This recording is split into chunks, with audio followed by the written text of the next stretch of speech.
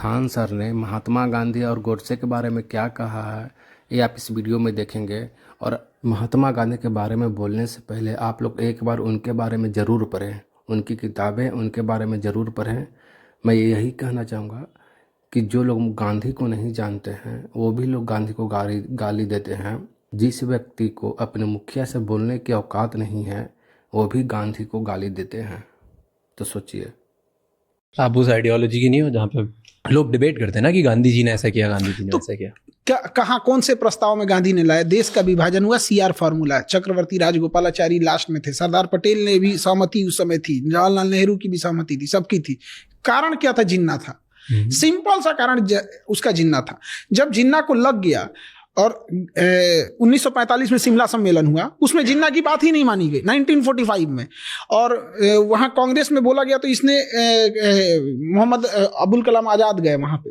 तो 1945 में शिमला सम्मेलन में जिन्ना को लग गया कि ये लोग ना आज़ादी देने वाले हैं ना देश का विभाजन करने वाले हैं, ये लोग बस आज़ादी दे के चले जाएंगे। तो जिन्ना ने उसके एक साल बाद 16 अगस्त 1946 को ओपन बोला था, डायरेक्ट एक्शन प्लान, दंगा फैला दिया, हर घर में दंगा, हर शहर में होने लगा, हर शहर में होने लगा। जिन्ना को मारो, खत्म कहानी। ये सिंपल सी बात बताते हैं, जिन्ना को मार देते तो कौन इंसान आता आजादी की मांग करने के लिए? कौन था? कोई नहीं। जिन्ना को पूछता कौन है? विप्रो कंपनी के मालिक है ना अजीम प्रेम जी, विप्रो उन्हीं की है।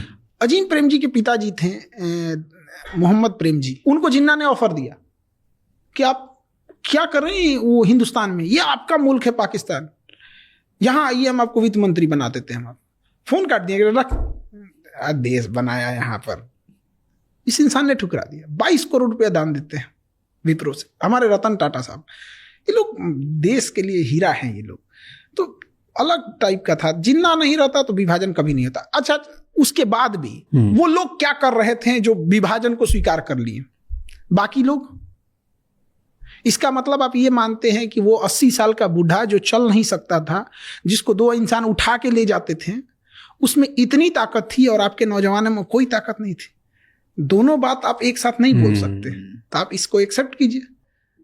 एक और आप कहते हैं कि सारे नेता का योगदान है, एक और कहते हैं यही अकेले सब कुछ कर दिया। आजादी की श्रेय में यहाँ एक कोई किसी को दान देता है 2 किलो अनाज, केला, फल देता है ना, तो 4 फोटो खिंचवाता है। एक कोई घर बनवाता है तो 10 फोटो खिंचवाता है। इंडिया मैच जीत जाती है तो लोग फोटो खिंचवाने के लिए लाइन लग जाती है।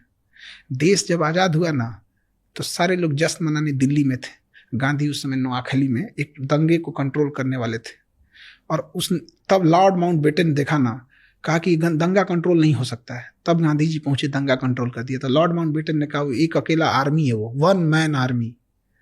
क्या बात कर सकते हैं उसको, गांधी को? और ये गांधी को गाली दे सकते हैं लोग ना, इसीलिए कि देश गांधी का है। ये देश गांधी का है, वरना पाकिस्तान में रह के जिन्ना को गाली देंगे, मार देता सब। वो बोल भी पा रहे हैं। और हमको एक चीज बड़ा अब सत्य लगता है, उस समय नहीं लगता था। आइंस्टीन ने कहा था कि आने वाले 100-200 सालों में कोई बिलीव भी नहीं करेगा कि ऐसे हाड़ मांस का शरीर वाला इंसान भी भारत में था। उसको पहले से आभास था आइंस्टीन को कि लोगों की मेंटेलिटी। अभी तो 100 साल भी नहीं बीता, लोग गालियां देना चालू कर दी। गांधी जी का फोटो नोट पे क्यों है? Why do you think? मतलब हर देश में जो फोटो होती है वो एक ऐसे इंसान की होती है जो एक लंबे समय तक देश को नेतृत्व संभाला हो, एक मुश्किल दौर में, लंबे समय तक। कई बार आप देखिएगा ना, मैच में कोई ऐसा इंसान मैच जिताता है ना, ज्यादा रन नहीं मारा है लेकिन मुश्किल दौर पे विकेट को बचा के रखा था। तो गांधी वही खिलाड़ी था, मुश्किल दौर में बचा के रखा था। वर्ल्ड वॉर 1 के बाद उन्होंने जो संभाला यहाँ पे। और गांधी रहता तो मुस्लिम लीग बना ही नहीं रहता। 1906 में ये क्या कर रहे थे? 1916 में जब कांग्रेस और मुस्लिम लीग के बीच लखनऊ में समझौता हुआ तो सरदार पर ये बाल गंगाधर तिलक जी थे वहां पे, उनके उपस्थिति में समझौता हुआ। वहां पे एनी बेसेंट थी लखनऊ समझौता में। होने ही नहीं देना चाहिए था उसी समय। अब जड़ मसल के खत्म कर देते। मुस्लिम लीग बनता ही नहीं तो मांगता कौन? जिन्ना। अपने पैरेलल एक संगठन बना दिया। 1909 में मुसलमानों के लिए अलग निर्वाचन क्षेत्र घोषित कर दिए। कौन पागल था उस समय? उसको नहीं पता था कि आप एक एरिया अलग दे रहे हैं, कल को वो देश बना लेगा। यही चीज जब 1932 में इंग्लैंड में रैमजे मैकडोनाल्ड करना चाहता था, महात्मा गांधी वहां गए और टेबल पे मीटिंग चल रही थी, राजा बैठा था, प्रधानमंत्री बैठे थे, गांधी उठ के चले आए और जब यहाँ आए तो लोगों ने पूछा कि क्या आए हैं, तो उन्होंने कहा कि मैं खाली हाथ आया हूं, लेकिन देश के इज्जत पे बट्टा लगने नहीं दिया हूं। और 1909 में जब पृथक निर्वाचन दिया जा रहा था तो उस समय कौन गुनहगार था?